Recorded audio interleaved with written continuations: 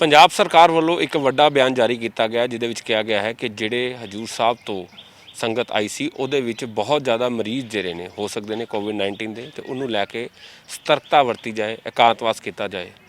ਸ਼੍ਰੋਮਣੀ ਅਕਾਲੀ ਦਲ ਕਿਸ ਤਰ੍ਹਾਂ ਇਸ ਬਿਆਨ ਨੂੰ ਦੇਖਣਾ? ਸਾਡੇ ਨਾਲ ਬਿਕਰਮ ਮਜੀਠੀਆ ਜੀ ਮੌਜੂਦ ਨੇ। ਮਜੀਠੀਆ ਸਾਹਿਬ, ਜਿਹੜੀ ਗੱਲ ਸੀ ਕਿ ਪਿਛਲੇ ਲੰਬੇ ਸਮੇਂ ਤੋਂ ਕਿਆਸ ਲਗਾਏ ਜਾ ਰਹੇ ਸੀ, ਇਸ ਤਰ੍ਹਾਂ ਦਾ ਬਿਆਨ ਆਇਆ, ਕਿਸ ਤਰ੍ਹਾਂ ਦੇਖਦੇ ਹੋ? ਦੇਖੋ, ਦੇਰ ਆਇਆ, ਪਹਿਲਾਂ ਆ ਜਾਣਾ ਚਾਹੀਦਾ ਸੀ। ਆਹ ਚਿੱਠੀ ਮੈਂ ਹੈਲਥ ਮਹਿਕਮੇ ਦੀ ਵੇਖ ਰਿਹਾ, 27 ਤਰੀਕ ਨੂੰ ਜਾਰੀ ਹੋਈ ਹੈ।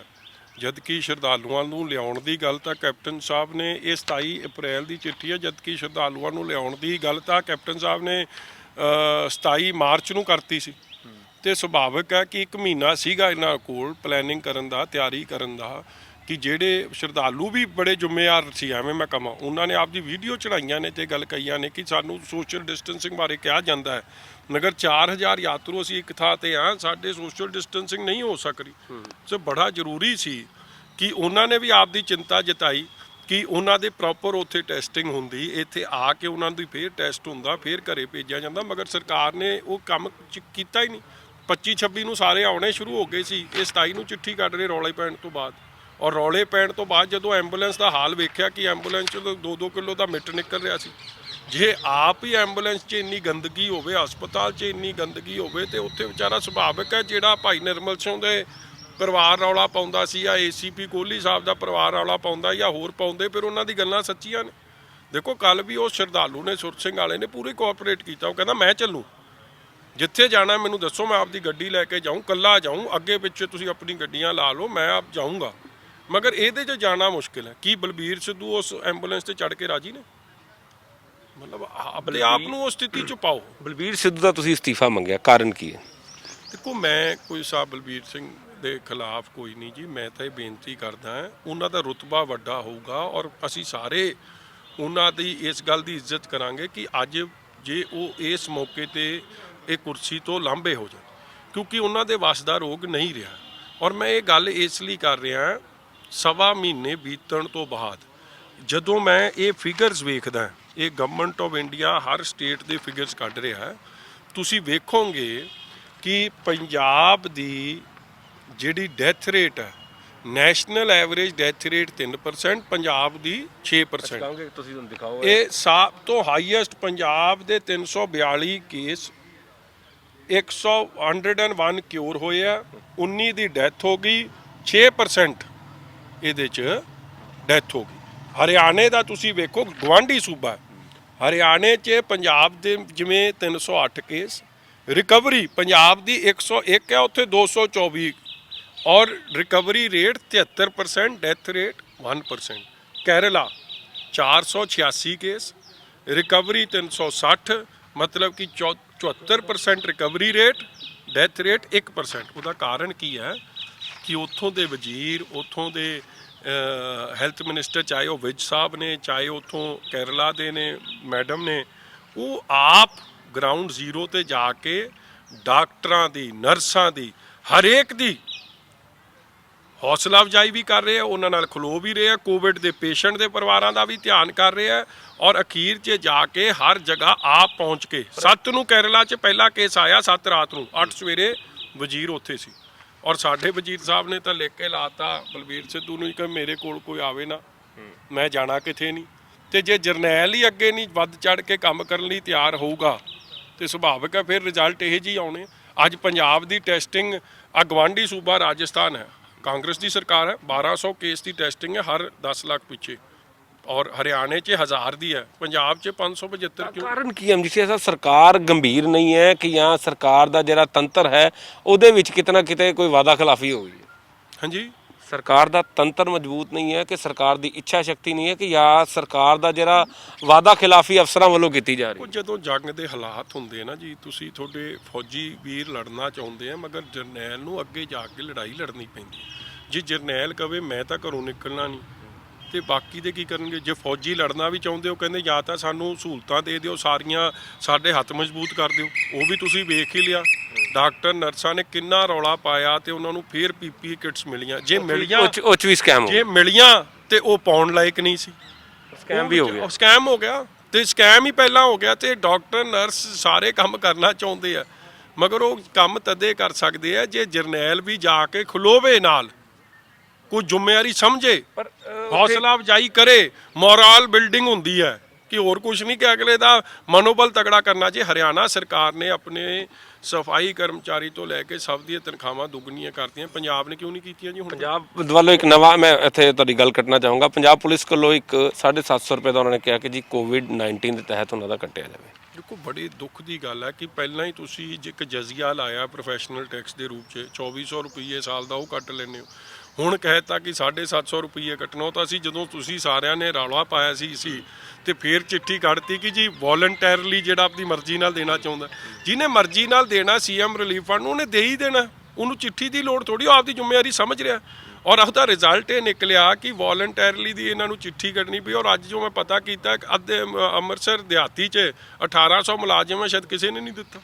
ਇਹਦਾ ਇਹ ਮਤਲਬ ਕਿ ਸਰਕਾਰ ਗੱਲ 'ਚ ਗੂਠ ਦੇਣਾ ਚਾਹੁੰਦੀ ਸੀ, ਮਗਰ ਤੁਹਾਡੇ ਮੇਰੇ ਵਰਗੇ ਰੌਲਾ ਕਹਿ ਲੋ ਜਾਂ ਅਸੀਂ ਹੌਸਲੇ ਅਫਜ਼ਾਈ 'ਚ ਪੁਲਿਸ ਵਾਲਿਆਂ ਦੇ ਖਲੋ ਗਏ ਤੇ ਇਹਨਾਂ ਨੂੰ ਚੁੱਪ ਕਰਨਾ ਪਿਆ। ਮਗਰ ਇਸ ਤਰੀਕੇ ਦਾ ਐਟੀਟਿਊਡ ਫਿਰ ਮਨੋਬਲ ਟੁੱਟਦੇ ਲੋਕਾਂ ਦੇ। ਕਾਂਗਰਸ ਸਰਕਾਰ ਵੱਲੋਂ ਇੱਕ ਬਿਆਨ ਜਾਰੀ ਹੁੰਦਾ ਲੀਡਰ ਸਾਹਿਬਾਨ ਨਾਲ ਗੱਲ, ਉਹ ਕਹਿੰਦੇ ਜੀ ਅਕਾਲੀ ਦਲ ਬੀਜੇਪੀ ਦੀ 10 ਸਾਲ ਸਰਕਾਰ ਰਹੀ ਹੈ, ਉਹਦੇ ਵਿੱਚ ਕਿਸੇ ਵੀ ਤਰ੍ਹਾਂ ਦਾ ਕੋਈ ਵੀ ਇੰਤਜ਼ਾਮ ਇਹਨਾਂ ਹਸਪਤਾਲਾਂ ਨੂੰ ਸਟਰੋਂਗ ਕਰਨ ਵਾਸਤੇ ਨਹੀਂ ਕੀਤਾ ਗਿਆ, ਜਿਹਦੇ ਕਰਕੇ ਸਾਨੂੰ ਇਸ ਤਰ੍ਹਾਂ ਦੀ ਦਿੱਕਤ ਦੇਖਣੀ ਪੈ ਰਹੀ ਹੈ। ਇਹ ਨਾ ਬੜਾ ਵੱਡਾ ਡਿਬੇਟ ਹੈ, ਇਹ ਬਾਅਦ 'ਚ ਕਰ ਲਾਂਗੇ। ਹਰਿਆਣੇ 'ਚ ਵੀ ਸਰਕਾਰ ਇਹ ਤੋਂ ਪਹਿਲਾਂ ਕਾਂਗਰਸ ਦੀ ਰਹੀ ਹੈ, ਕੇਰਲਾ 'ਚ ਵੀ ਉੱਥੇ ਪਹਿਲਾਂ ਹੁਣ ਲੈਫਟ ਦੀ ਸਰਕਾਰ ਹੈ, ਪਹਿਲਾਂ ਕਾਂਗਰਸ ਦੀ ਰਹੀ ਹੈ।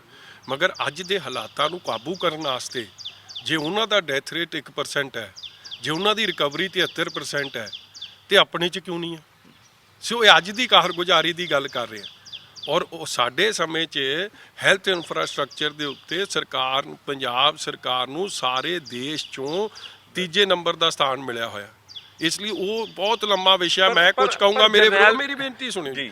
ਅੱਜ ਦੇ ਸਮੇਂ 'ਚ ਜੇ ਗੁਆਂਢੀ ਸੂਬਾ ਹਰਿਆਣਾ ਜਾਂ ਈਵਨ ਜੰਮੂ ਕਸ਼ਮੀਰ, ਜੇ ਉੱਥੇ ਵੀ ਡੈਥ ਰੇਟ 1% ਹੈ ਤੇ ਪੰਜਾਬ 'ਚ 6%, ਕਿਉਂਕਿ ਪੰਜਾਬ ਦੀ ਜਾਨ ਦੀ ਕੋਈ ਪਰਵਾਹ ਨਹੀਂ, ਕਿ ਪੰਜਾਬ ਦੀ ਜਾਨ ਕੀਮਤੀ ਨਹੀਂ। ਦੇਖੋ ਇਹ ਕੱਲ ਦੀ ਵੀਡੀਓ ਆਈ ਆ ਪਠਾਨਕੋਟ 7 ਸਾਲਾ ਬੱਚੇ ਦੀ, ਉਹਦੀ ਡੈਥ ਕਿਉਂ ਹੋਈ? ਉਹਦਾ ਚਾਚਾ ਡਾਕਟਰ ਹੈ। ਮੈਂ ਉਹ ਵੀਡੀਓ ਵੇਖ ਨਹੀਂ ਸਕਿਆ, ਮੈਂ ਤਾਂ ਬੰਦ ਹੀ ਕਰਤੀ। ਮੇਰੇ 'ਚ ਇਹਦਾ ਦਮ ਹੀ ਨਹੀਂ ਕਿ ਮੈਂ ਉਹਨਾਂ ਦੇ ਮਾਪਿਆਂ ਦੇ ਜਾਂ ਉਹਦੇ ਦਾਦੇ ਦਾ ਹਾਲ ਵੇਖ ਸਕਾਂ। ਦੇਖੋ ਆਪਣੇ ਆਪ ਨੂੰ ਉਹਦੀ ਸਥਿਤੀ 'ਚ ਪਾ ਕੇ ਵੇਖੋ, ਰੱਬ ਨਾ ਕਰੇ ਤੁਹਾਡੇ ਮੇਰੇ 'ਚੋਂ ਅਸੀਂ ਕਿਸੇ ਉਸ ਸਥਿਤੀ 'ਚ ਫਸ ਜਾਈਏ ਤੇ ਕੀ ਹਾਲਾਤ ਬਣਨਗੇ। ਜਰਨੈਲ ਦੀ ਤੁਸੀਂ ਭਾਈ ਨਿਰਮਲ ਸਿੰਘ ਪਦਮ ਸ਼੍ਰੀ ਅਵਾਰਡੀ, ਉਹਦੀ ਆਡੀਓ ਸੁਣ ਲਈ।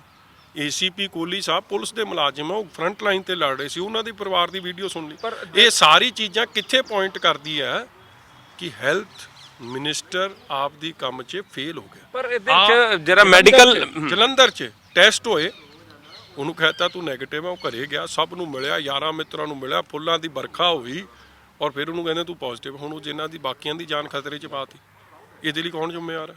ਸੋ ਨਲਾਇਕੀ, ਨਾਕਾਮੀ ਜਿਹੜੀ ਹੈਲਥ ਮਿਨਿਸਟਰ ਸਾਹਿਬ ਦੀ ਵੇਖਣ ਨੂੰ ਮਿਲ ਰਹੀ ਹੈ।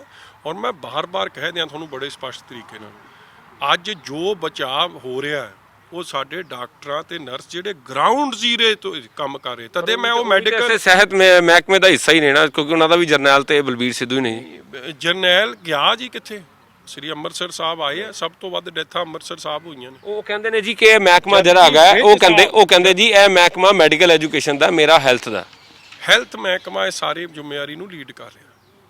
ਔਰ ਜੋ ਕੁਝ ਵੀ ਤੁਸੀਂ ਹਰਿਆਣੇ 'ਚ ਵੇਖੋ, ਵਿਜ ਸਾਹਿਬ ਹੋ ਗਏ ਜਾਂ ਕੇਰਲਾ ਦੇ ਮਿਨਿਸਟਰ ਵੇਖੋ, ਆਪ ਹਰੇਕ ਥਾਂ ਤੇ ਪਹੁੰਚ ਕੇ ਬਰੀਕੀ ਨਾਲ ਦੇਖੋ। ਜੇ ਡੀਸੀ ਨੂੰ ਕੋਈ ਪ੍ਰੋਬਲਮ ਆ ਰਹੀ ਹੈ ਜਾਂ ਸੀਐਮਓ ਨੂੰ ਕੋਈ ਪ੍ਰੋਬਲਮ ਆ ਰਹੀ ਹੈ, ਐਸਐਮਓ ਨੂੰ ਆ ਰਹੀ ਹੈ, ਆਫਟਰ ਆਲ ਸਾਰੀ ਚੀਜ਼ ਦੇ ਇੰਚਾਰਜ ਤਾਂ ਸੀਐਮਓ ਐਸਐਮਓਜ਼ ਨੇ। ਉਹਨਾਂ ਦੇ ਜਾਲ ਜਾ ਕੇ ਤੁਸੀਂ ਜ਼ਿਲ੍ਹੇਵਾਰ ਕੋਈ ਮੀਟਿੰਗ ਕਰਕੇ ਪੁੱਛਿਆ?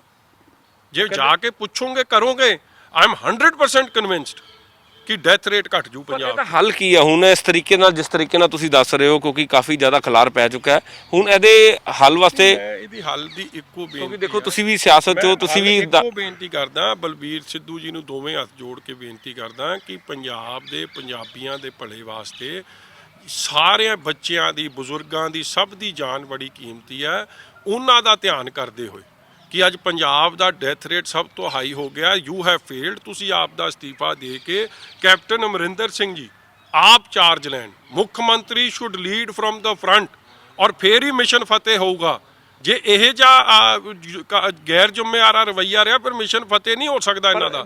ਔਰ ਮੈਂ ਦੂਜੀ ਬੇਨਤੀ ਕਰਦਿਆਂ, ਦੇਖੋ ਗਵਰਨਮੈਂਟ ਆਫ ਇੰਡੀਆ ਨੇ 247 ਕਰੋੜ ਰੁਪਈਆ ਜਾਰੀ ਕੀਤਾ ਹੈ SDRF ਫੰਡ ਥੱਲੇ, ਔਰ ਮੈਂ ਅੱਜ ਇਹ ਕੱਢ ਰਿਹਾ ਸੀ ਰਿਕਾਰਡ, 247 ਕਰੋੜ ਤੋਂ ਕੇਵਲ ਤੇ ਕੇਵਲ 40 ਕਰੋੜ ਰੁਪਈਆ ਮਤਲਬ 16% ਪੈਸਾ ਜ਼ਿਲ੍ਹਿਆਂ ਨੂੰ ਭੇਜਿਆ ਗਿਆ, ਔਰ ਉਸ 16% ਚੋਂ ਕੇਵਲ ਤੇ ਕੇਵਲ 35% 40 ਕਰੋੜ ਚੋਂ ਖਰਚ ਹੋਇਆ।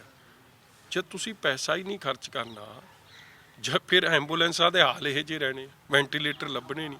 ਦੇਖੋ ਪੈਸਾ ਤੁਹਾਡੇ ਕੋਲ 112 ਕਰੋੜ 100% ਗਵਰਨਮੈਂਟ ਆਫ ਇੰਡੀਆ ਦਾ, ਜਿੱਥੇ ਸਟੇਟ ਦਾ ਕੋਈ ਸ਼ੇਅਰ ਨਹੀਂ, ਉਹ ਆ ਗਿਆ, ਉਹਨੂੰ ਖਰਚੋ, ਇਹ ਖਰਚੋ।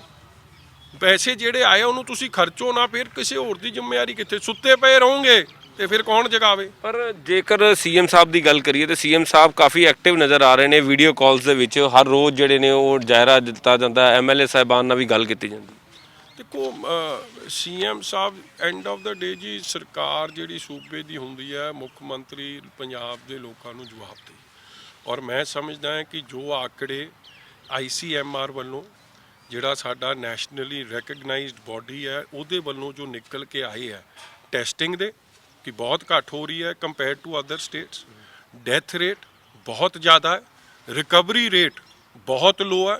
ਇਹਨਾਂ ਸਾਰੀ ਚੀਜ਼ਾਂ ਨੂੰ ਪੰਜਾਬ ਦੇ ਪੰਜਾਬੀਆਂ ਦੇ ਭਲੇ 'ਚ ਧਿਆਨ 'ਚ ਰੱਖਦੇ ਹੋਏ ਕੈਪਟਨ ਅਮਰਿੰਦਰ ਸਿੰਘ ਆਪ ਜ਼ਿੰਮੇਵਾਰੀ ਸਾਂਭਣ, ਔਰ ਹੈਲਥ ਦੇ ਜੋ ਇਹ ਇਸ਼ੂਜ਼ ਖੜੇ ਹੋਏ ਆ, ਜੋ ਸਵਾਲ ਖੜੇ ਹੋਏ ਆ, ਇਹਨਾਂ ਨੂੰ ਆਪ ਮਿੰਟ ਟੂ ਮਿੰਟ ਮੋਨੀਟਰ ਕਰਕੇ ਇਹ ਹਾਲਾਤ ਸੁਧਾਰਨ ਦੇ ਕੰਮ ਨਿਭਾਉਣ। ਔਰ ਮੈਂ ਸਮਝੂੰਗਾ ਸੁਧਾਰ ਆ ਵੀ ਸਕਦਾ, ਮਗਰ ਜੇ ਇਸ ਬੰਦੇ ਨੂੰ ਸਮਝ ਨਾ ਹੋਵੇ, ਗੱਡੀ ਉਹਨੂੰ ਚਲਾਉਣੀ ਨਾ ਆਉਂਦੀ ਹੋਵੇ, ਉਹਨੇ ਕਦੇ ਗੱਡੀ ਚਲਾਈ ਨਾ ਹੋਵੇ, ਉਹਨੂੰ ਗੱਡੀ ਦਾ ਸਟੀਅਰਿੰਗ ਉਹਦੇ ਹੱਥ 'ਚ ਦੇ ਦਿਓ, ਤੇ ਫਿਰ ਸੁਭਾਵਿਕ ਹੈ ਉਹਦੇ ਰਿਜ਼ਲਟ ਤਾਂ ਇਹੀ ਜਿਹੇ ਹੋਣਗੇ। ਮੈਡੀਕਲ ਐਜੂਕੇਸ਼ਨ ਡਿਪਾਰਟਮੈਂਟ ਵੀ ਵਿੱਚ ਇਨਵੋਲਵ ਹੈ, ਉਹਦੇ ਬਾਰੇ ਕੀ ਕਹਿਣਾ ਚਾਹੋਗੇ?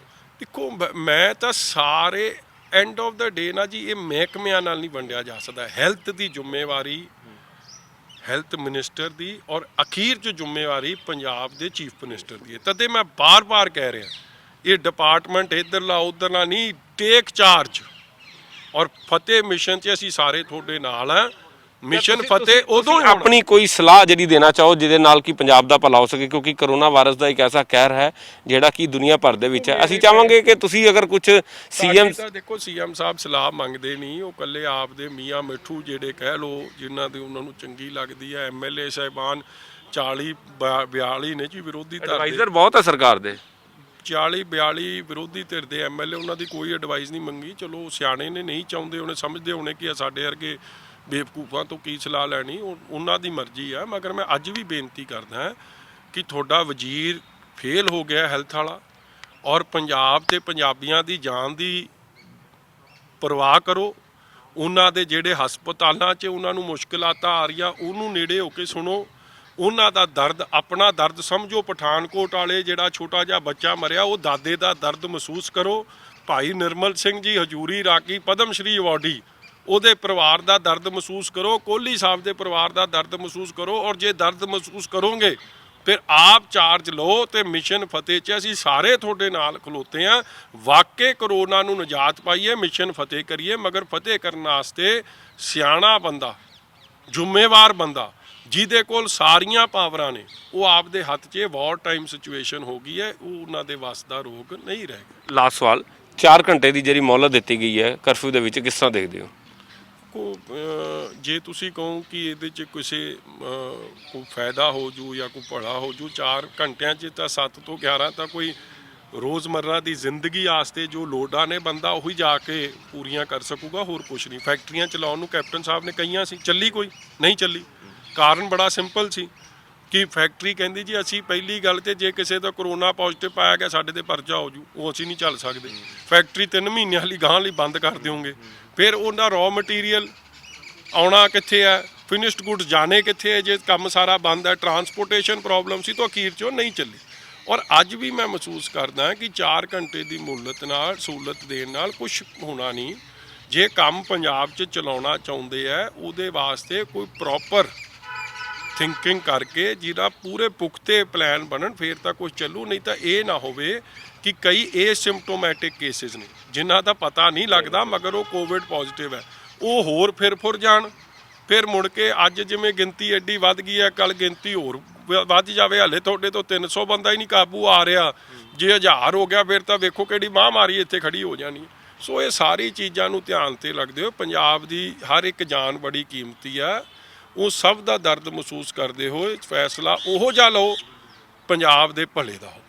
ਸ਼ੁਕਰੀਆ ਜੀ। ਤੋ ਅਸੀਂ ਸਰਦਾਰ ਬਿਕਰਮ ਸਿੰਘ ਮਜੀਠੀਆ ਜਿਨ੍ਹਾਂ ਨੇ ਅੱਜ ਸਿੱਧੇ ਤੌਰ ਦੇ ਉੱਤੇ ਬਲਬੀਰ ਸਿੱਧੂ ਦਾ ਅਸਤੀਫਾ ਮੰਗਿਆ ਤੇ ਪੰਜਾਬ ਸਰਕਾਰ ਨੂੰ ਸਲਾਹ ਦਿੱਤੀ ਹੈ ਕਿ ਉਹ ਸੁਚੱਜੇ ਢੰਗ ਨਾਲ ਕੰਮ ਕਰਨ, ਕਿਉਂਕਿ ਜਿਸ ਤਰੀਕੇ ਦੇ ਨਾਲ ਨੀਤੀਆਂ ਦੇ ਨਾਲ, ਜਿਸ ਤਰੀਕੇ ਦੇ ਨਾਲ ਕੰਮਕਾਜ ਜਿਹੜਾ ਚੱਲ ਰਿਹਾ ਹੈ, ਉਹ ਕਿਤੇ ਨਾ ਕਿਤੇ ਇੱਕ ਬਹੁਤ ਵੱਡਾ ਖਤਰੇ ਦੀ ਘੰਟੀ ਹੈ। ਤੇ ਜਿਸ ਤਰੀਕੇ ਦੇ ਨਾਲ ਪੇਸ਼ੈਂਟ ਵੱਧ ਰਹੇ ਨੇ ਔਰ ਜਿਸ ਤਰੀਕੇ ਦੇ ਨਾਲ ਹਜੂਰ ਸਾਹਿਬ ਤੋਂ ਜਿਹੜੀ ਸੰਗਤ ਆਈ ਸੀ ਉਹਨਾਂ ਦੇ ਕੇਸਿਸ ਦੇ ਵਿੱਚ ਬੜੋਤਰੀ ਹੋਈ ਹੈ, ਕਿਤੇ ਨਾ ਕਿਤੇ ਇੱਕ ਖਤਰੇ ਦੀ ਘੰਟੀ ਹੈ ਜਿਹਨੂੰ ਕਿ ਇੱਕ ਯੋਜਨਾਬੱਧ ਤਰੀਕੇ ਨਾਲ ਹੱਲ ਕਰਨ ਦੀ ਲੋੜ ਹੈ। ਅਤੇ ਨਾਲ ਹੀ ਨਾਲ ਜੋ ਕਰਫਿਊ ਦੇ ਵਿੱਚ ਢਿੱਲ ਦਿੱਤੀ ਗਈ ਹੈ ਉਹਦੇ ਵਿੱਚ ਉਹਨਾਂ ਦਾ ਕਹਿਣਾ ਹੈ ਕਿ ਇਹ ਕੋਈ ਇਸ ਤਰੀਕੇ ਦਾ ਫੈਸਲਾ ਨਹੀਂ ਹੈ ਕਿ ਜਿਹਦਾ ਸਵਾਗਤ ਕੀਤਾ ਜਾਵੇ, ਕਿਉਂਕਿ ਬਹੁਤ ਸਾਰੀਆਂ ਚੀਜ਼ਾਂ ਇੱਕ ਦੂਸਰੇ ਨਾਲ ਇੰਟਰਕਨੈਕਟਡ ਹੈ ਜਿਨ੍ਹਾਂ ਨੂੰ ਸਾਰਿਆਂ ਨੂੰ ਖੋਲ੍ਹਣਾ ਚਾਹੀਦਾ ਹੈ। ਔਰ ਇੰਡਸਟਰੀ ਜਿਹੜੀ ਅਗਰ ਖੁੱਲ੍ਹੇਗੀ ਤਦ ਹੀ ਅਗਰ ਉਹਦੇ ਨਾਲ ਸਾਰੀਆਂ ਚੀਜ਼ਾਂ ਨਾਲ ਖੁੱਲ੍ਹਦੀਆਂ। ਤੇ ਕਿਤੇ ਨਾ ਕਿਤੇ ਅੱਜ ਸਿੱਧੇ ਤੌਰ ਤੇ ਕੈਪਟਨ ਅਮਰਿੰਦਰ ਸਿੰਘ ਦੇ ਵਜ਼ੀਰਾਂ ਦੇ ਉੱਤੇ ਸਿੱਧਾ ਨਿਸ਼ਾਨਾ ਬਿਕਰਮ ਮਜੀਠੀਆ ਵੱਲੋਂ ਲਾਇਆ ਗਿਆ ਹੈ। ਕੈਮਰਾਮੈਨ ਅਕਸ਼ੇ ਦੇ ਨਾਲ ਸੁਮਿਤ ਖੰਨਾ, ਜਗਬਾਨੀ ਟੀਵੀ, ਅੰਮ੍ਰਿਤਸਰ।